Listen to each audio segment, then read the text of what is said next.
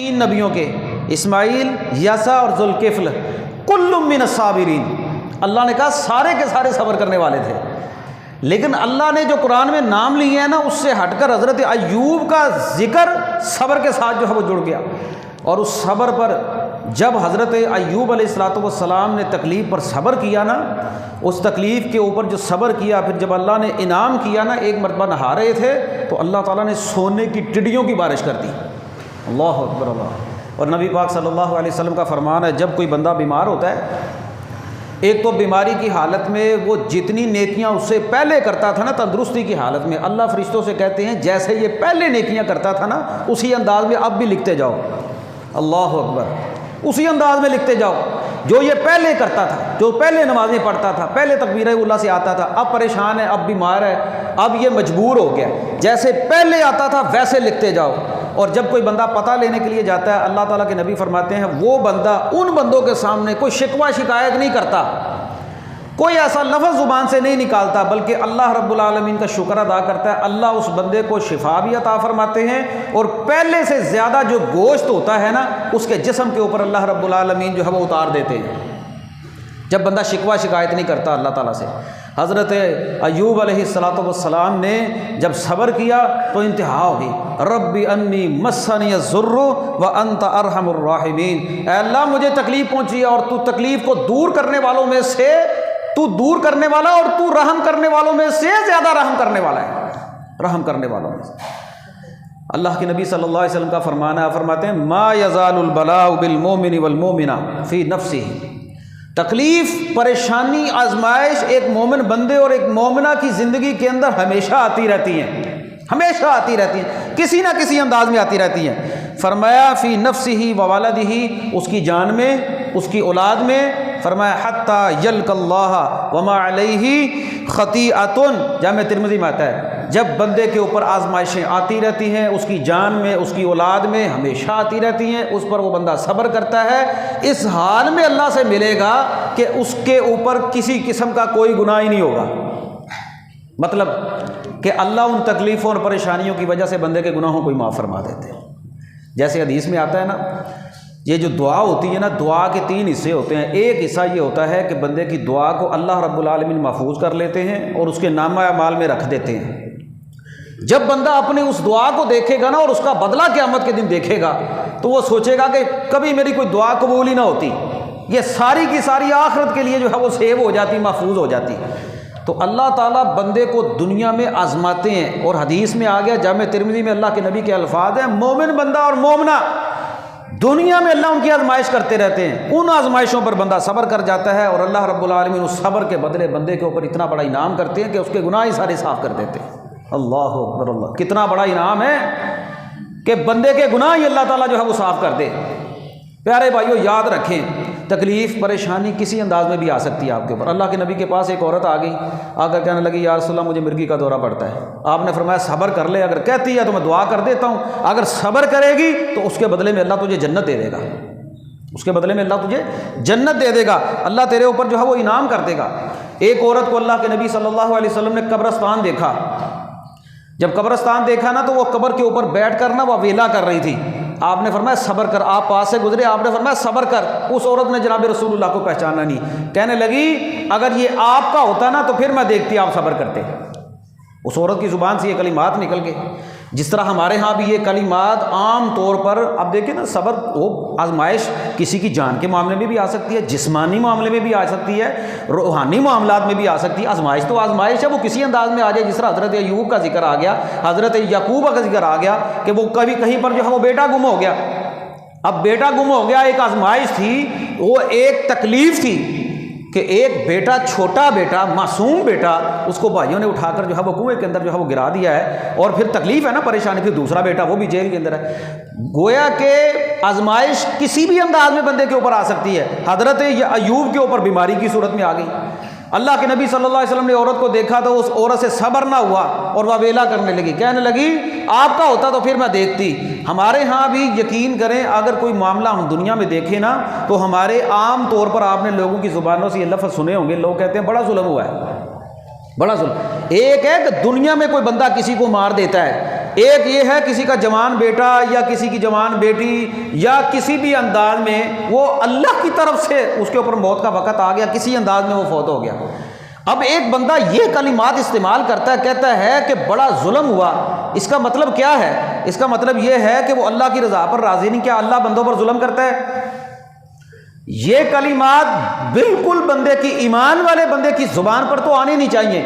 اور ہمارے ہاں تعزیت کے لیے جو لفظ بولا جاتا ہے نا، وہ بولا جاتا ہے بڑا افسوس ہوا، بڑا افسوس ہوا۔ بھئی افسوس کس چیز کا ہے؟ افسوس نہیں ہوتا لفظ، افسوس کس چیز کا ہے؟ ہم ایمان والے بندے ہیں، ہم مومن بندے ہیں، ہمارا ایمان یہ ہے کہ ہم ایک وقت تک کے لیے دنیا میں آئے ہیں اور ایک وقت کے بعد ہم نے اس دنیا سے چلے جانا ہے۔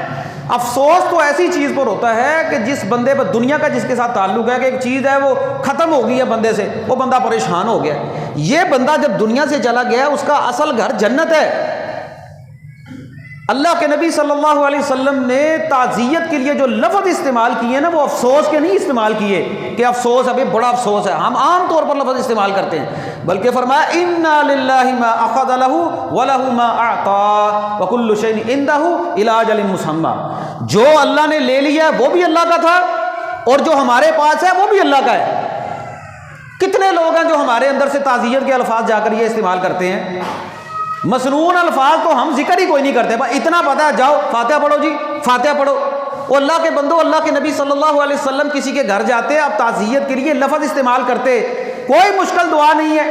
انا للہ، ایک تو ہمیں لفظ استعمال کرتے انا للہ و انا الیہ راجعون۔ یہ بھائی کوئی چیز چلی گئی ہے، چھن گئی ہے، کوئی فوت ہو گیا، کوئی بھی چیز ہے، آپ اس کے لیے انا للہ لفظ استعمال کر سکتے ہیں۔ جب تعزیت کا لفظ آتا تو اللہ کے نبی وہاں پر لفظ استعمال کرتے انا للہ ما اخذ له وله ما آتا۔ جو اللہ نے لیا ہے وہ بھی اللہ نے دیا تھا، جو باقی رہ گیا وہ بھی اللہ کا ہی ہے۔ وَكُلُّ شَيْءٍ عِندَهُ إِلَىٰ أَجَلٍ مُّسَمًّى، ہر چیز کے لیے ایک وقت مقرر ہے، ہر ایک نے فوت ہونا ہے۔ كُلُّ مَنْ عَلَيْهَا فَانٍ وَيَبْقَىٰ وَجْهُ رَبِّكَ ذُو الْجَلَالِ وَالْإِكْرَامِ۔ ہمارا عقیدہ ہے کہ نہیں؟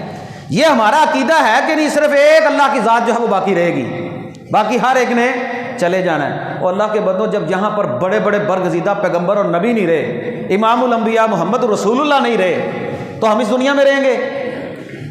ہم اس دنیا میں رہیں گے؟ ہمارا یہ ایمان اور عقیدہ ہے جس وقت تک اللہ رب العالمین دنیا میں کسی بندے کو زندہ رکھے، وہ جوانی ہے، وہ بڑھاپا ہے، وہ لڑکپن ہے، انا للہ و انا الیہ راجعون۔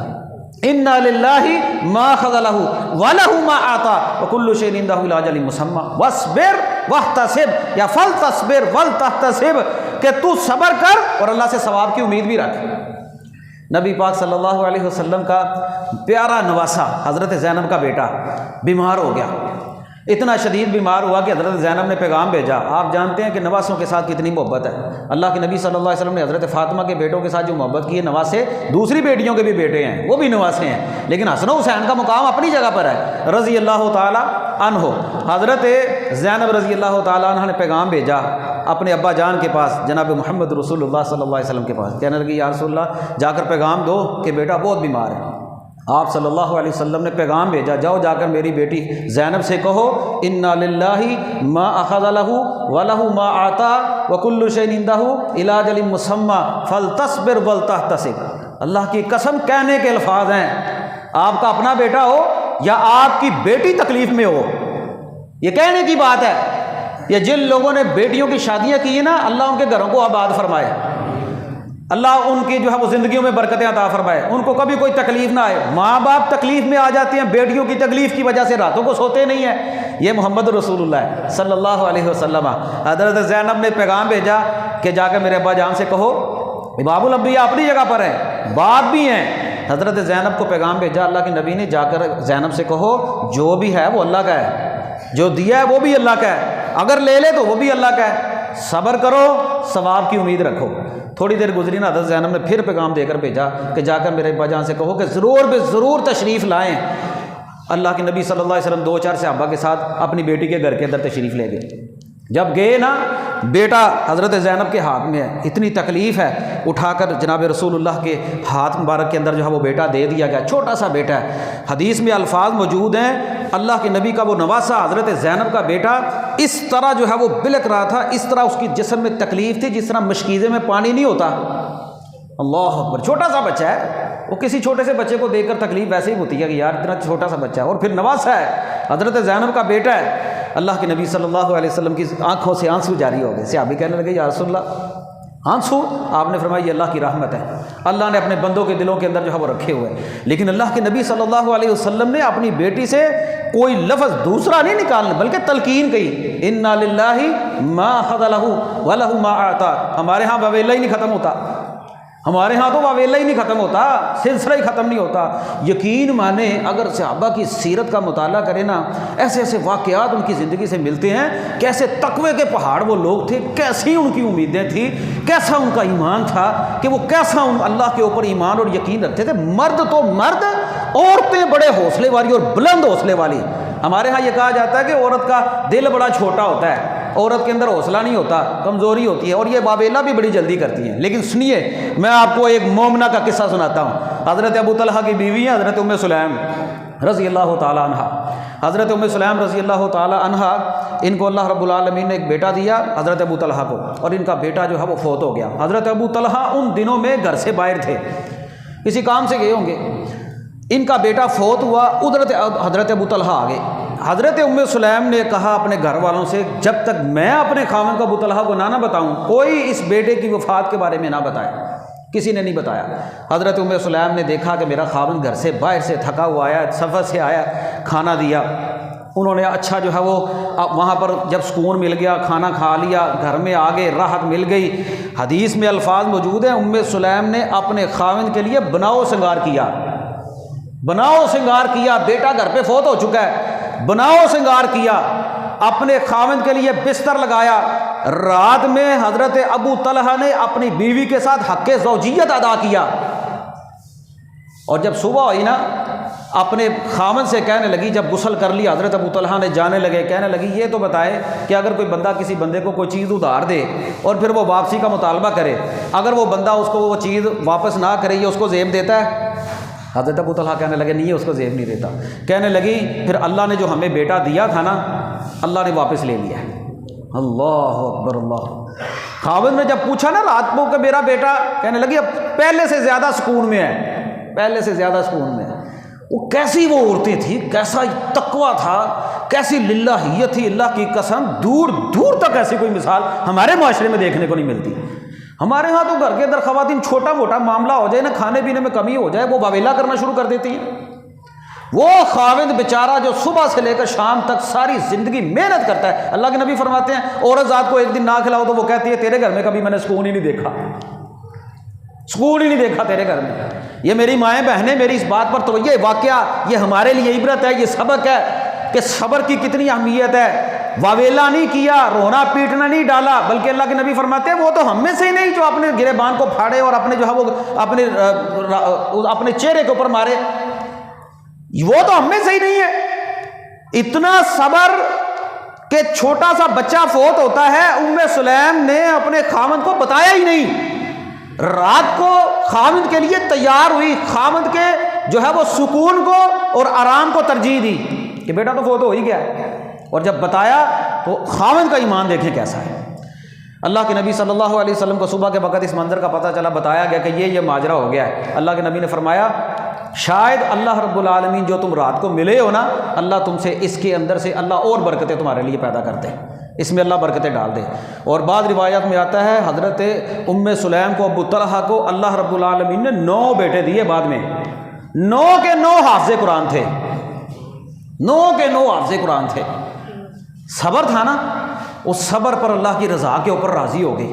اور ایک حدیث میں آتا ہے اللہ کے نبی صلی اللہ علیہ وسلم فرماتے ہیں جب کوئی اللہ تعالیٰ اپنے بندے کے کسی چھوٹے بیٹے کی روح کو نکالتے ہیں، فرشتوں سے پوچھتے ہیں اے میرے فرشتوں جب تم نے اس کی روح کو نکالا تب ان کے الفاظ کیا تھے؟ وہ کہتے ہیں یا اللہ تو جانتا ہے، لیکن اس کے الفاظ سے الحمدللہ انا للہ و انا الیہ راجعون، میں اللہ تیری رضا پر راضی ہوں، تو نے دیا تھا تو نے واپس لے لیا۔ اللہ اس بندے کے لیے جنت میں گھر بناتے ہیں، اس کا نام ہی بیت الحمد رکھ دیتے ہیں، تعریف والا گھر، یہ کہنے کی باتیں ہیں۔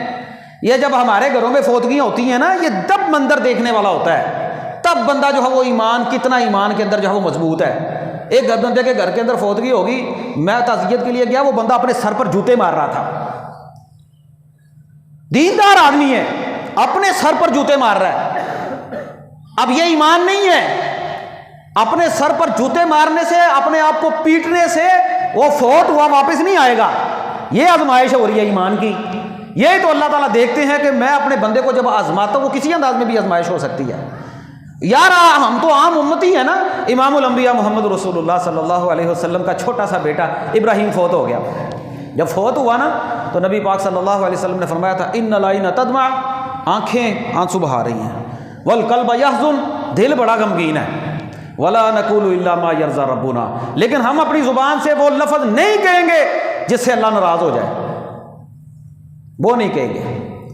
وہ آزمائش بندے کے لیے جو ہے وہ کسی معاملے میں آ جائے، وہ آپ سمجھ لیں، دیکھیں دنیا میں آزمائش کسی انداز میں بھی آپ کے اوپر آ سکتی ہے۔ اللہ نے کہا واللہ یحب الصابرین، اللہ صبر کرنے والوں سے محبت کرتا ہے۔ انما یوفی الصابرون اجرهم بغیر حساب، اللہ بغیر حساب کے اجر جو ہے وہ عطا فرماتے ہیں۔ آپ کے اوپر آزمائش جو ہے وہ آپ کی اولاد کے معاملے میں بھی آ سکتی ہے، آپ کے مال کے معاملے میں بھی آ سکتی ہے، آپ کے جسمانی معاملے میں بھی آ سکتی ہے۔ دیکھا نہیں حضرت ایوب پر آ گئی، دیکھا نہیں حضرت یعقوب پر بیٹے کے معاملے میں آزمائش آ گئی، کسی انداز میں بھی بندے کے اوپر آزمائش آ سکتی ہے۔ حکمران بڑے ظالم آ گئے ہیں، یہ بھی آزمائش ہے ہمارے اوپر، کسی نہ کسی انداز میں کوئی آزمائش آپ کے اوپر آ گئی ہے، اس پر صبر کریں، اس پر صبر۔ دیکھیں حضرت یعقوب نے، وہ کتنی بڑی آزمائش تھی، لیکن حضرت یعقوب نے کہا میں خودکشی کرتا ہوں، حضرت ایوب نے کہا میں خودکشی کرتا ہوں۔ نبی پاک صلی اللہ علیہ وسلم کے گھرانے میں کتنی بڑی بڑی آزمائشیں آ گئی ہیں۔ اللہ کے نبی صلی اللہ علیہ وسلم کو جسمانی طور پر لوگوں نے تکلیفیں دی، زبانی طور پر لوگوں نے برا بھلا کہا۔ قرآن کہتا ہے آپ کو شاعر اور مجنون اور دیوانہ تک کہا گیا، آپ صلی اللہ علیہ وسلم کو یہ تک کہا گیا کہ آپ ہمارے درمیان انصاف نہیں کرتے، یہ برا بھلا ہی کہنا تھا۔ اللہ کے نبی اگر انصاف نہیں کرتے تو پھر کون انصاف کرتا ہے؟ اللہ قرآن میں کہتے ہیں فاصبر علی ما یقولون، آپ جو لوگ باتیں کرتے ہیں اس پر صبر کریں، اس پر صبر کریں۔ اور اللہ نے حضرت لقمان کا جو منظر قرآن میں بیان کیا ہے نا، حضرت لقمان نے اپنے بیٹے سے کہا تھا یا بنیا اقیم الصلاۃ، نماز پڑھ، وامر بالمعروف ونہی عن المنکر، لوگوں میں نیکی کے کاموں کا حکم دے، برائی کے کاموں سے منع کر، اور جب تو لوگوں کو نیکی کے کاموں کا حکم دے گا، برائی کے کاموں سے منع کرے گا، وَاصْبِرْ عَلَىٰ مَا أَصَابَكَ، پھر تجھے تکلیف پہنچے گی اور اس تکلیف پر تو نے صبر کرنا ہے، اس پر صبر کرنا ہے۔ صبر، وہ جو صبر ہے، اِنَّ ذَلِكَ مِنْ عَزْمِ الْأُمُورِ، اللہ اکبر، قرآن کہتا ہے یہ بڑی ہمت کے کاموں میں سے ایک کام ہے، آپ صبر کریں۔ آپ کسی کو تبلیغ کر کے دیکھ لیں، لوگ آپ کہتے ہیں بہ جا تو وڈا حجی سنا اللہ، دیکھے ہیں تیرے جیسے بڑے نیک، رہنیاں یہ نمازاں تھی بتھیریاں پڑھیاں نے، میں بتھیرے ویکھے نے، تو میں بے پی کر لاں گا۔ آپ کسی کو تبلیغ کریں، لوگ آپ کی ذاتیات پر اتر آتے ہیں۔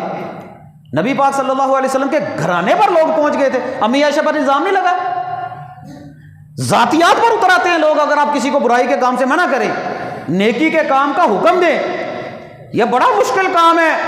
حضرت لوط نے اپنی قوم کے اندر جب گند دیکھا نا کہ وہ عورتوں کو چھوڑ کر مردوں کے پاس جاتے ہیں شہوت پوری کرنے کے لیے، حضرت لوط نے کہا باز آ جاؤ، اور ان عورتوں کے ساتھ نکاح کرو، یہ تمہارے لیے حلال ہے، اور تم مردوں کے پاس جاتے ہو اور تم یہ ظلم کرتے ہو۔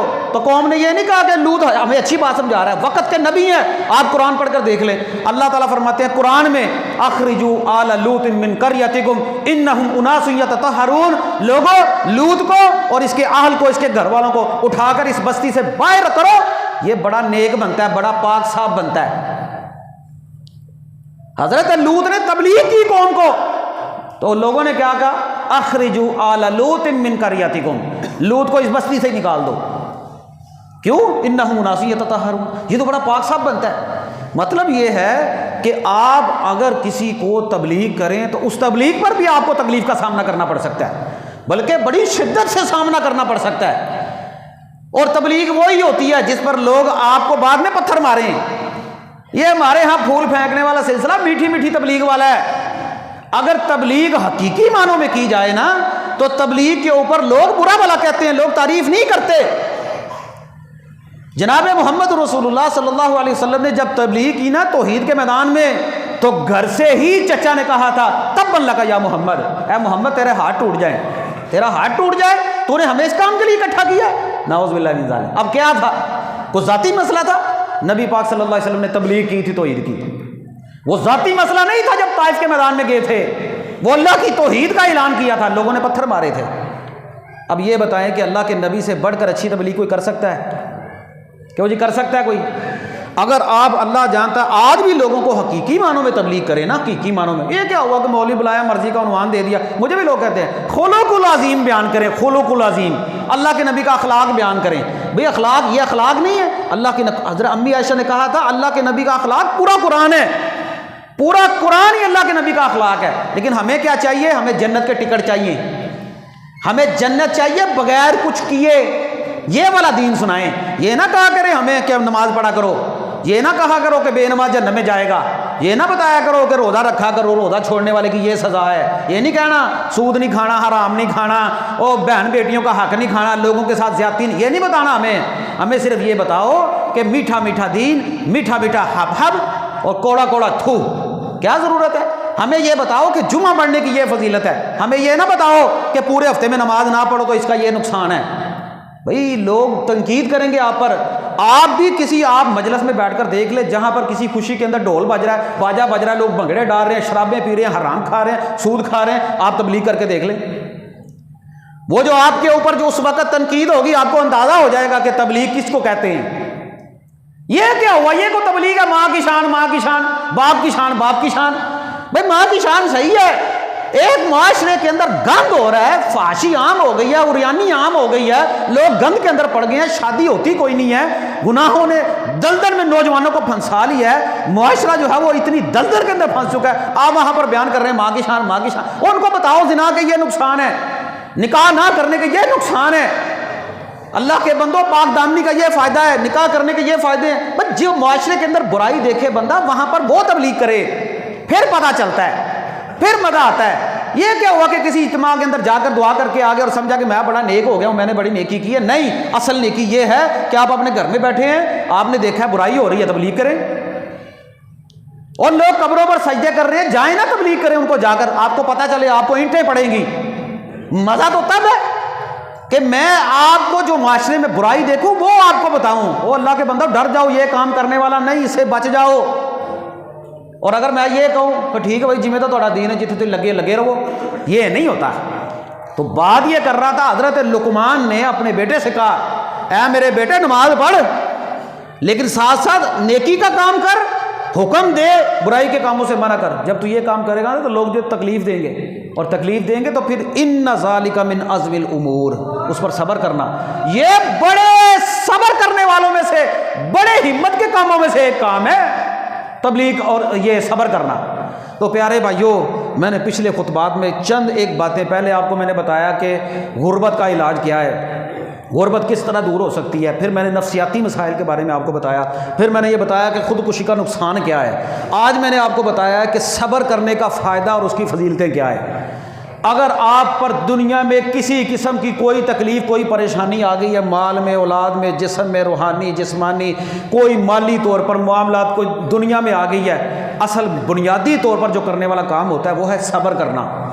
یہ بھی ایمان کا ایک حصہ ہے، اور اس صبر پر اللہ تعالیٰ فرماتے ہیں انما یوفی الصابرون اجرہم بغیر حساب، اللہ صبر کرنے والوں کو بغیر حساب کے جو ہے وہ اجر عطا فرمائے گا۔ یہ مختصر چیزیں میں نے آپ کے سامنے بیان کی ہیں، زیادہ بات کو جو ہے وہ بڑھائیں نہ، پھر وقت زیادہ ہو جاتا ہے۔ اللہ تعالیٰ سے دعا ہے اللہ ہمیں صحیح معنوں میں قرآن و سنت کے مطابق زندگی گزارنے کی توفیق عطا فرمائے۔ اے اللہ جب تک زندہ رکھ، اسلام پر زندہ رکھ، جب موت آئے تو ایمان کی حالت کے اندر موت نصیب فرما۔ اقول قولی ھذا استغفر اللہ لی ولکم۔